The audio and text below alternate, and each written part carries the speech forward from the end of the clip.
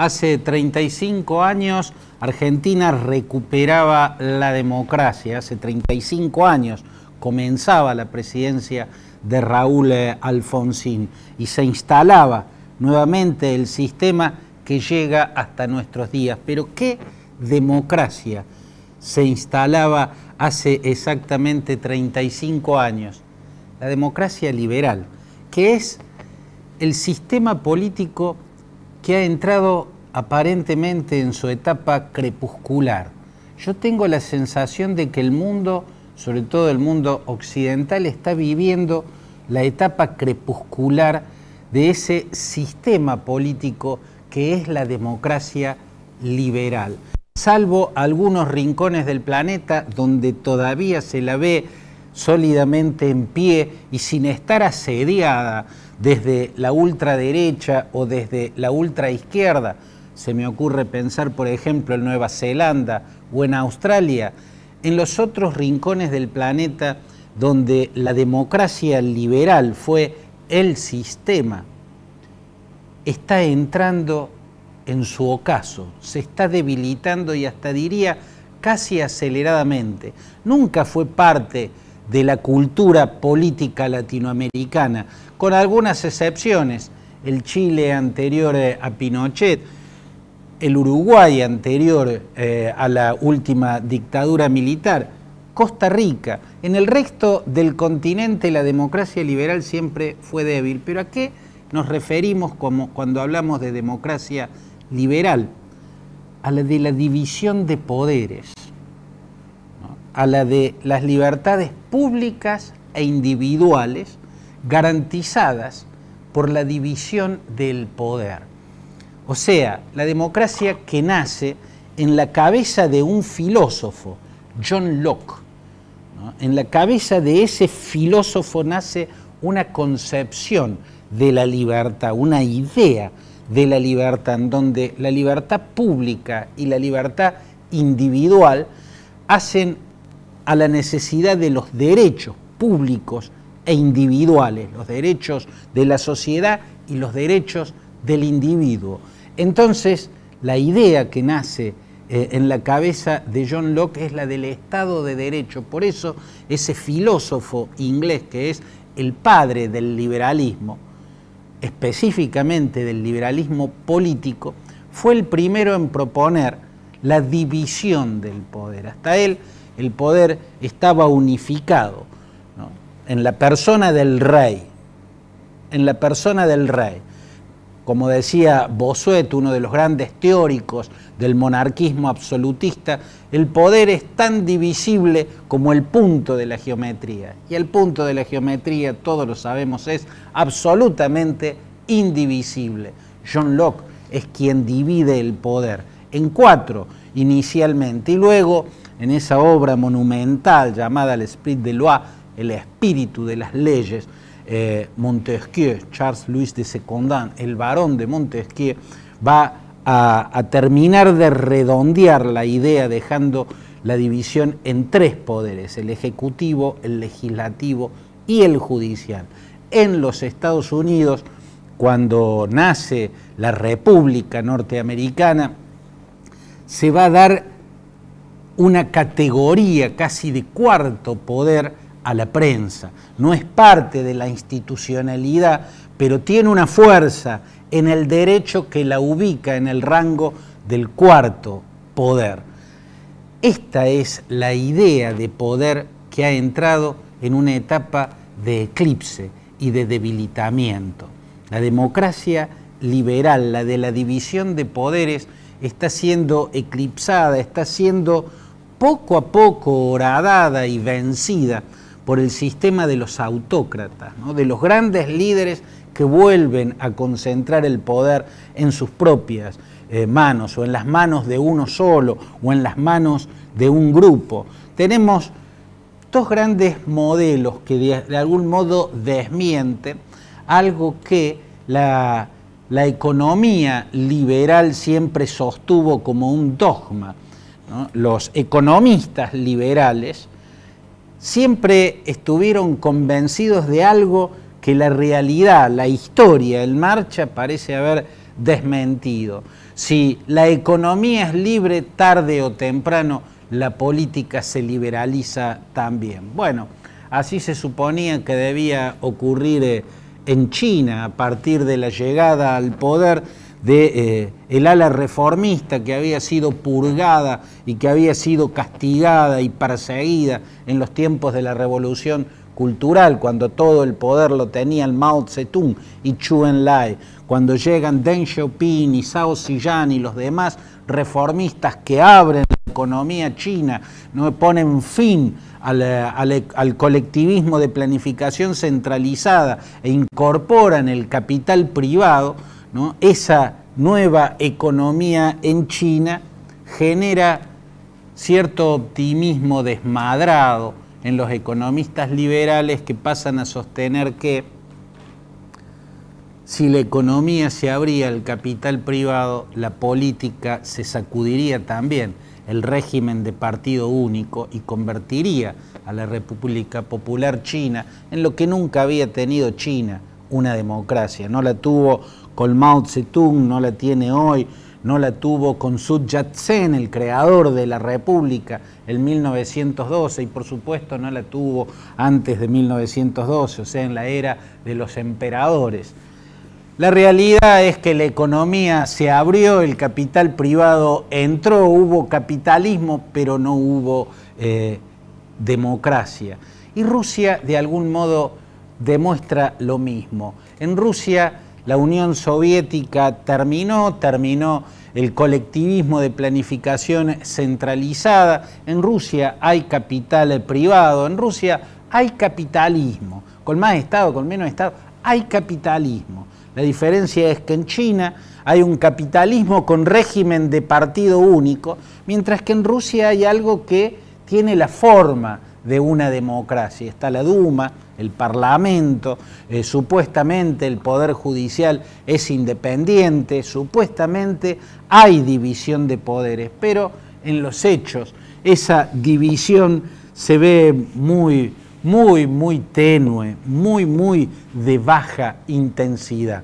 En Rusia, entonces, hay una democracia de forma, pero no de sustancia, mientras que en China el capitalismo no ha dado nada que se parezca a una democracia, hay un régimen de partido único. El éxito militar de Rusia, que sigue siendo una potencia militar, aunque no logra ser una potencia económica, pero sigue en pie y cada vez tiene más influencia en el mundo, y el éxito económico de China son parte del eclipse que está sufriendo la democracia liberal. Rusia, en particular, está empeñada en que caiga, por ejemplo, la Unión Europea. Rusia, de algún modo u otro, está atrás de los movimientos antisistema, que en Europa son fundamentalmente de ultraderecha, y vemos que poco a poco van creciendo.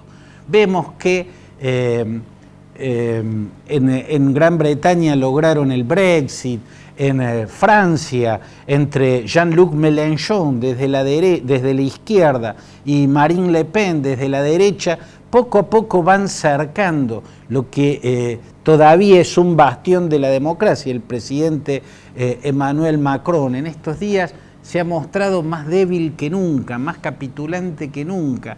Quienes le movilizan las calles son, por un lado, la legítima indignación por la arrogancia de este presidente y por ciertos gruesos errores que ha cometido, pero también está el accionar de esa extrema izquierda con Jean-Luc Mélenchon a la cabeza, y el accionar de la extrema derecha. Y vemos también que uno de los pocos países europeos grandes donde no había aparecido la ultraderecha, bueno, de repente ya tiene para mostrarla al mundo.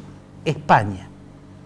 España era un caso raro. En todos los países europeos irrumpió la ultraderecha e irrumpió, entre otras cosas, poniéndose en contra de la Unión Europea, queriendo desmembrarla, planteando la idea del retorno a los Estados-nación.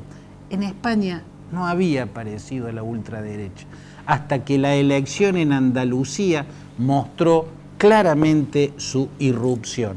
hay extrema derecha en España, se llama Vox y tiene los rasgos de la ultraderecha española, que son los rasgos del ultranacionalismo español. Y en España el ultranacionalismo es ultracatólico, porque la religión católica es parte de la historia de España. España, desde la conquista mora, era el Al-Andalus en el sur, y estaba el Sefarad, la tierra habitada por judíos. Se inició entonces, allá por el siglo VII o siglo VIII, lo que se llama la Reconquista.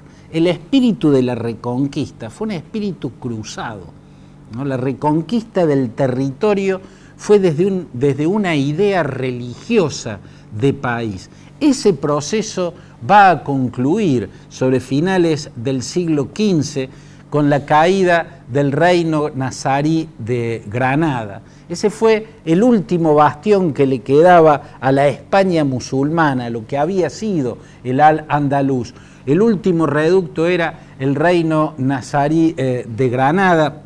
El nombre de nazarí le venía de Mohammed bin Nasar, que fue quien había creado este reino en el siglo XII o siglo XIII, ¿no? Bueno, cuando cae Granada, termina de reconquistarse ese territorio, y esa reconquista tuvo como punto culminante los reyes católicos.